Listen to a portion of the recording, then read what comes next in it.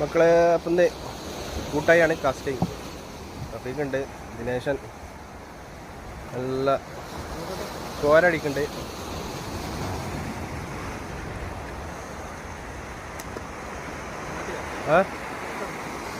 കൊട്ട കാണിച്ചു തുറന്നാ അടുത്ത മീൻ തുറക്കടാ.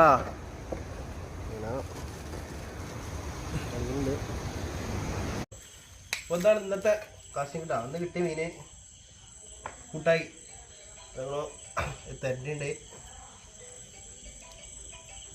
തെരണ്ടിതാ, പിന്നെതാ ഒരു ഞണ്ടടിച്ചിട്ടുണ്ട്. അതാണ് പുയനല്ലേ, പുയന്. പിന്നെ ഏട്ട കുഴപ്പമില്ല, എല്ലാവരും അത്യാവശ്യം വലിപ്പമുള്ള സാധനം അല്ലേ? മീനൊക്കെ പറ്റ ചെറുതൊന്നല്ല, വലിപ്പമുണ്ട്.